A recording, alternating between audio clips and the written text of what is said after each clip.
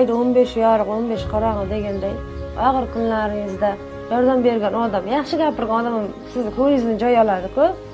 Men shu ijtimoiy xodimman, Nargiz opa. Menga shunday hozir ish bilan bir ko'chaga chiqsam ham ko'rsam shunday xursand bo'laman. Yaqin odamimni ko'rganday bo'laman.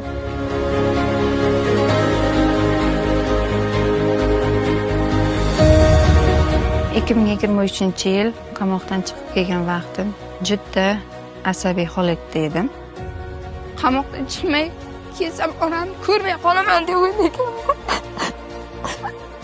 2024-yil noyabr oyida ijtimoiy xodimlar uyimizga keldi. Men bilan suhbat o'tkazishdi.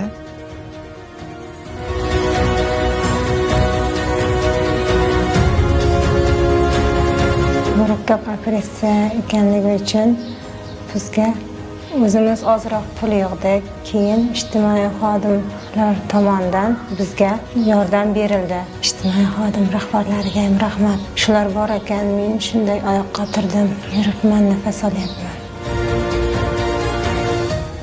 Xabar ham olgan yo'q, e'tibor ham qilgan yo'q shundaylarga.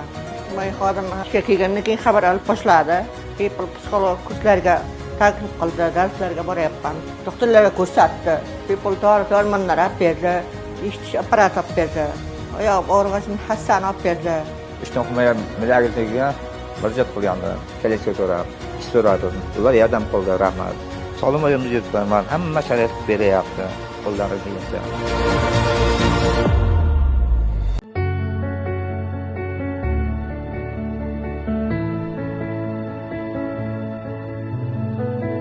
Men Kunchiqish mahallasining ijtimoiy xodimi bo'laman.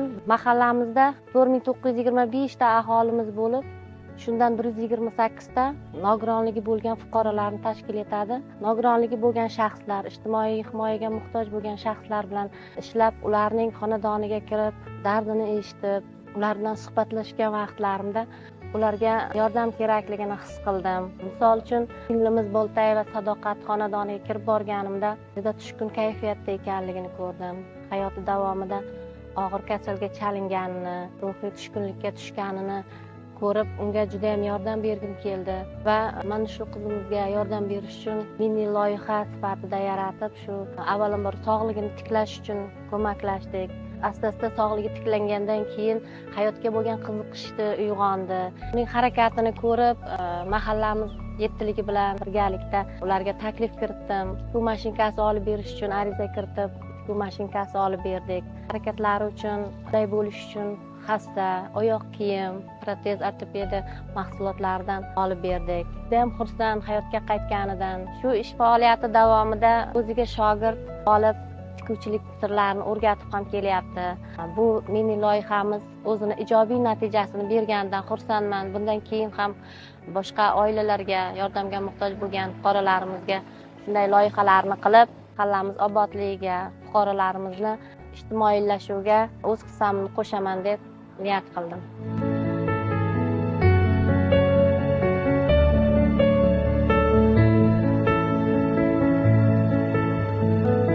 Men o'z yoshligimdan tikuvchilikka qiziqqanman. Mashinam yo'q, qo'lda tikib, katta ko'ylaklarni kichkina qilib, shu tip qizlarga, og'aynilarga tikib o'tardim.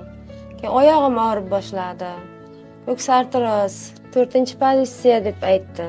Asta-asta hassada yurdim picha vaqt. Keyin yurishimda muammo ko'payib qoldi. Doktor 2 oy vaqtim qolgan. Agar shu 2 oy ichida suyak ko'chirib o'tkazmasak, suyak ham foyda bermaydi qo'yganda, oyog'ingni ushlamay qoladi degan vaqtlar bo'ldi-da. Operatsiya ayniqsa kirguncha endi men qanday yura olamanmi? Yura olmasam-chi, o'zim yolg'iz his qilganman-da. Yomon bo'lgan. O'g'limda o'ylaganman, nima bo'ladi? Qanday men yura olmay qolsam, kim boqadi? Bunchalik bo'lib qolaman deb o'ylamaganman-da. Yura olmay qolgan narsa yomon ekan, harakatingiz cheklanadi.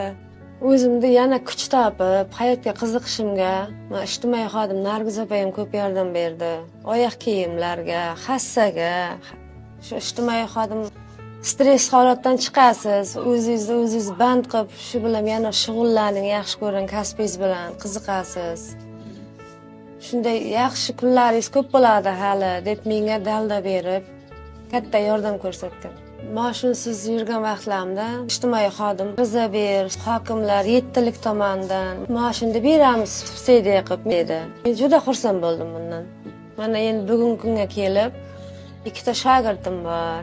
Xursandman-da, haqiqatan ham stressdan chiqdim-da, yordam berdi menga juda katta. Hozir juda yaxshi. Ortoped oyoq kiyimda bilan harakatlanaman. Agar undan harakat foydalanmasam ko'proq hassada ikkalasidan ham foydalanib yuribman. Orzuyim juda ko'p. Men shu tikishimni kattartirsam, shogirdlar ko'paysa, shaharlarda bir joy ochib, artel ochib, qizlar ko'paytirib, yangi modalarni o'zim kashf qilgim keladi.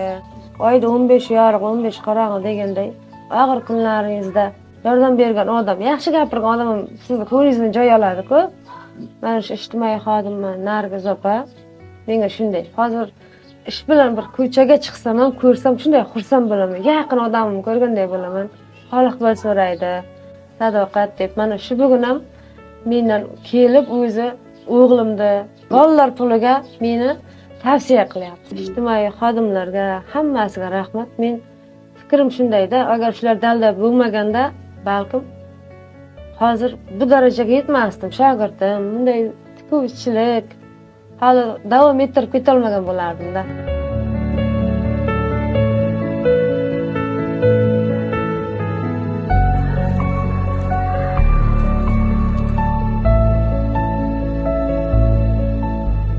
Men Quvvatova Mohigul Baxtiyorovna Qiziriq tumani Tinchlik mahallasida kompleks ijtimoiy xizmat ko'rsatuvchi xodim lavozimiga ish olib borib kelmoqdaman. Aholi soni 3064 ta aholiga xizmat ko'rsatamiz. Shundan ijtimoiy himoya yagona reyestriga kiritilgan 80 nafar oilaga, 82 nafar nogironligi bo'lgan shaxslarga xizmat ko'rsatamiz. Ish faoliyatim davomida ijtimoiy himoyaga muhtoj bo'lgan, og'ir vaziyatga tushib qolgan va og'ir vaziyatga tushib qolish xavfi yuqori bo'lgan oilalar bilan ishlashga 60 ga yaqin ijtimoiy ish kes ochganman. Shundan tazyiq va zo'ravonlikka uchragan 4 nafar fuqarolarimiz bilan ijtimoiy kes ochilib, ularga ijtimoiy xizmatlar va yordamlar ko'rsatilib, hozirgi kunda oilaviy kelishmovchiliklarni bartaraf etishga erishganmiz. Misol qilib aytishim mumkin, xatlov jarayonida og'ir ijtimoiy ahvolga tushib qolgan oilalar bilan ishlash davomida probatsiya hisobida turgan Poyonova va Safiya opaning holidan xabar olgani kelganimda, ularning og'ir ijtimoiy ahvolga tushib qolganligi ma'lum bo'ldi hamda u kishiga ijtimoiy ish kes ochilib, birlamchi va kompleks baholash orqali ushbu oila ijtimoiylashuvini ta'minlash maqsadida og'ir vaziyatdan chiqib ketishi uchun butun mahalla yettiligimiz qolaversa, boshqa hamkor tashkilotlar bilan birgalikda og'ir vaziyatdan chiqarib ketish choralarini o'ylab topdik hamda hozirgi kunda erishgan natijalarimizdan farzandlari va o'zini ruhiy stress holatidan chiqarib ketish maqsadida Inson ijtimoiy xizmatlar markazimizning psixologiga yo'naltirdik hamda bu oilaning daromadini yaxshilash maqsadida farzandlarining otasidan aliment undirish maqsadida yuristimiz tomonidan sudga da'vo arizasi kiritilib, farzandlari uchun aliment mablag'lari to'lanishi uchun qaror chiqarib berishga erishdik. Hozirgi kunda farzandlari uchun aliment olib kelmoqda hamda Poyonova va Safiya opamizni 23-sonli maktabimizga farrosh lavozimida ishga qo'ydik. Bo'sh vaqtlarida hozirgi kunda ushbu oila dehqonchilik ishlari bilan shug'ullanishmoqda. Ko'makchi bo'lish maqsadida ularga ekin-tekin ekishlari uchun har xil urug'lar, ko'chatlar olib kelib berdik. Ushbu oilaning xo'jalik tarkibiga kiritilgan akasining xonadonida 5 nafar farzandi bilan birga og'ir vaziyatga tushib qolgan oila deb topdim hamda unga ijtimoiy kes ochib, birgalikda uning bolalikda nogironligi bo'lgan farzandiga homiylar tomonidan arava olib berildi hamda kunduzgi parvarishlash xizmatiga jalb qilindi hamda pedagogik tibbiy komissiyaga yo'naltirildi. Hozirgi kunda ushbu oilaning ijtimoiylashuvi bosqichma-bosqich ta'minlanmoqda.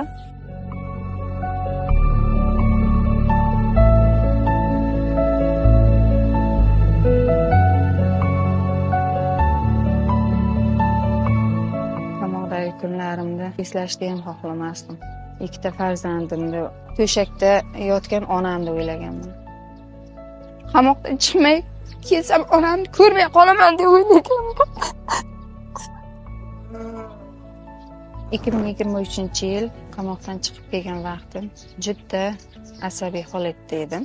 Psixologik jihatdan hech kimni ko'rishni xohlamasdim.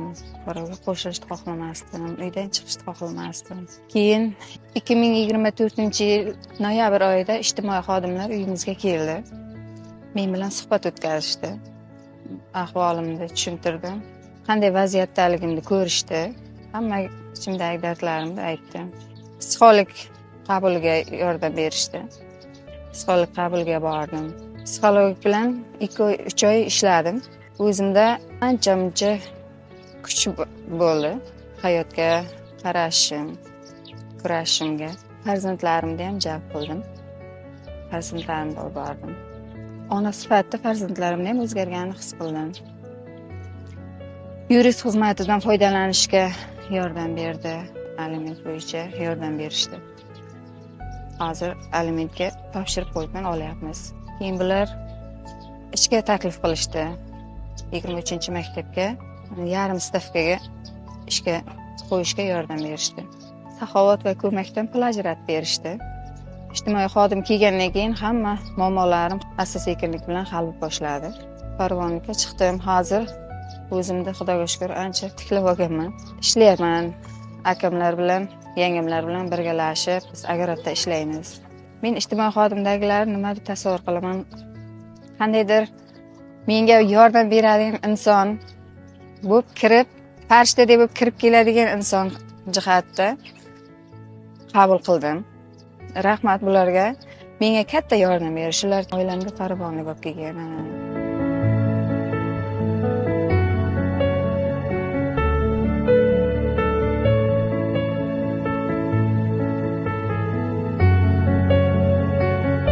Uyma-uy xatlov o'tkazish jarayonida Mirzayeva Salimani xonadoniga borganimda u og'ir kasallikka chalingan. Moddiy tarafdan qiynalib turganini ko'rib, Saxovat va ko'mak jamg'armasidan ariza tashlanib, 15 million so'm moddiy yordam ko'rsatib, ushbu Mirzayeva Salimani hayotga qaytardik. Hozirgi kunda Mirzayeva Salima 3 nafar farzandi bilan oilasi davrasida yashab kelyapti. Bundan tashqari bu oilaga o'z vakolatimdan kelib chiqqan holda bolalar nafaqasi, nogironlik gruppasiga chiqarishga, farzandlarini to'garaklarga jalb qilish, kichkina farzandi 3 yoshga to'lmaganligi sababli bog'chaga o'zimizni hududimizda, mahallamizda joylashgan 23-bog'chaga navbatga qo'yganman.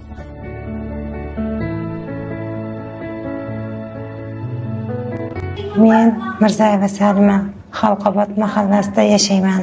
Men 3 ta farzandim bor, xudoga shukr. Yaxshi yashayotgandim.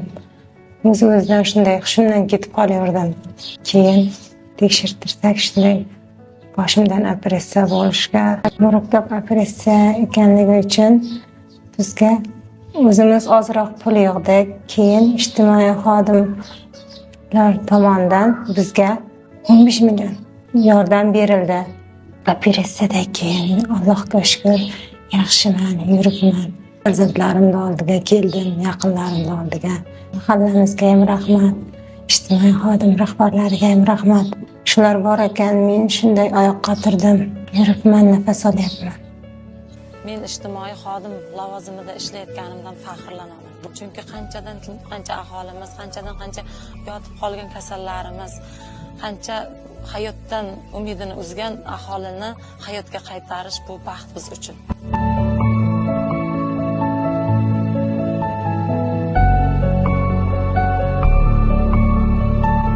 Men Shodlik mahallasini ijtimoiy xodimman. Bizning mahallamizda 2592, bundan nogironligi bo'lgan shaxslar 68 ta, bolalar nafaqasi oluvchilar esa 63 ta, 113 ta yagona reyestrga kirgan fuqarolarimiz bor. Men shu Shodlik mahallasini xatlov qilish jarayonida Qodir va Mayram opamizning xonadoniga kirganimda ijtimoiy himoyaga muhtojligi yaqqol sezilib turardi. Mayram opamizni nafaqat moddiy hamda ma'naviy, ruhiy tomonlama ijtimoiy himoya ko'makligi sezilib turardi. Birinchi navbatda sog'ligida juda ham muammosi borligi, 2 marta ko'krak saratoni operatsiyasini boshdan kechirgan ekanlar. Bundan moddiy tomonlama ham qiynalib qolgan, ham quloqlari yaxshi eshitmaydi, oyoq og'rig'i juda kuchli bo'lganligi sababli yurishda ham juda qiynalayotganligini, ko'zlarida nuqsoni bor edi. 2 ta ko'ziga ham gavhar qo'yib operatsiyasini boshdan kechirganlar. turmush o'rtog'ini vafotidan keyin deyarli jamiyatga qo'shila olmay qolgan. Birinchi navbatda opa bilan yaxshi muloqot qilish uchun eshitish moslamasi olib berdim. Keyin yolg'izlar reyestriga ariza kiritilib, Lawton va Bartel shkalalari orqali baholanib, kompensatsiya belgilandi. Bunda u kishining sog'ligi tiklanishi uchun moddiy tomonlama ko'mak bo'ldi biz uchun. 3 oylik psixologik xizmatni qo'yib berdim. Ko'chaga yurishlari, kechqurunlari, kechki sayrlarga chiqib, kayfiyatini ko'tarishligi uchun hassa bilan ham ta'minlandi. Bundan tashqari ushbu fuqaroga chuqurlashtirilgan tibbiy xizmatni o'tkazganmiz hamda kasalliklar turiga qarab bepul dori-darmonlar bilan ta'minlangan hamda sanatoriyaga yilda bir marta davolanib kelish uchun navbatga qo'yilgan. ijtimoiy xodim kelishdan oldin men o'zim yolg'iz his qilardim, kayfiyatim tushkun. Hech narsaga qiziqmasdim, yashashning ham qizig'i yo'q edi. Hech kim xabar ham olgan yo'q, e'tibor ham qilgan yo'q bundaylarga. Ijtimoiy xodim ishga kelgandan keyin xabar olib boshladi. Hayotga qiziqish yo'q, ijtimoiy qiziqmay yashashdan qizig'i yo'q, tushkunlikka tushib qoldim. Bepul psixolog kurslarga taklif qildi, darslarga boryapman. Endi hammamdan muloqot qilyapman. Eshitish apparati olib berdi. Taqqal verib kayfiyatim ko'tarildi. Yashashdan qiziq qolmagan edim.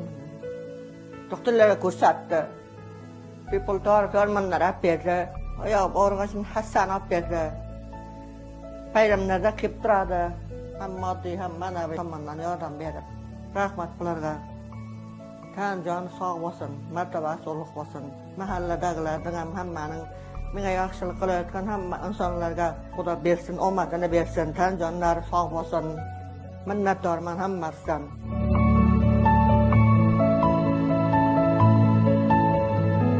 Bu kasb odamlar uchun, boshqa insonlar uchun oddiy kasb bo'lishi mumkin, ammo men uchun bu ijtimoiy xodimlik sharafli, bir savobli kasb deb o'ylayman. Bu kasbda ishlayotganimdan juda ham faxrlanaman, chunki odamlarga ijtimoiy himoyaning xizmatlarini olib kira olganimdan juda ham xursandman. Masalan, men shu opamizga eshitish moslamasi berganda birinchi sizga telefon qilyapman. Birinchi sizga qo'ng'iroq qilyapman. Telefonda gaplashish qanaqa bo'lar ekan? Sizni ovozingizni shunchalik yaqqol eshityapman deb har kuni ertalab telefon qiladilar. Yaxshimisiz? Charchamang. Bugun ertalab ham sizni duo qildim. Ishlaringizga omad deb juda ham duo qilib qoladilar. Shu eshitish moslamasini olib berganimdan men juda ham xursand bo'laman-da. Rahmat aytganda yanada ishtiyoqimiz oshadi bu kasbda ishlayotganimiz. Men ismim Qobil Buktam. Qidirqimaz Zartor mahallasi bo'ylab ishlab turaman shu mahallada. 2012-yil bahs vaqti bo'lib, oyamni ayirib qoldim. Yillar o'tib hokimiyatga, ijtimoiy himoya milliy agentligiga murojaat qilgandim. Kelishga so'rab, ish so'radim. Ular yordam qildi, rahmat. Oldin qo'ltiqda bilan hozir qildim. Sanitar kelishga berdi. Zamonaviy prostoyoq berdi. Qulaylik yengil, ixcham. Ko'chalarda aylanib kelaman, Xudoga shukr. Kelishga ishga boraman, qaytaman. Shu sohada 2021-yilda ishlayman. Eshik tayyorlaymiz, deraza tayyorlaymiz. Sog'lom odamday harakat qilmayapmiz. Qiziqishim bir bog'xona qurish niyatim bor, uyning oldidan. Aytan olish yo'q. Qizim doktor qilishim kerak. O'g'lim domla, Xudo xolasa, niyatim bor. Ijtimoiy milliy agentlik juda katta yordam qildi. Mana sog'lom o'yimda yuribman, men hamma sharoit qilib beryapti, qo'llari kelgancha.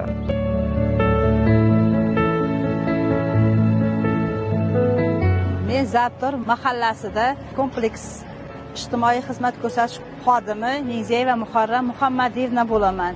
Mahallamizda 146 nafar nogiron shaxslar bor. Bir kunlik ish faoliyatimda men bu fuqarolarga qo'limdan kelgancha yordam qilishni xohlayman. Aqo ijtimoiy himoyaga muhtoj oddiy fuqaro bo'lsin, men bularga qo'limdan kelgancha yordam qilaman. Shularga qo'limdan kelgancha yordam qilganimdan men baxtiyor ayol hisoblayman o'zimda.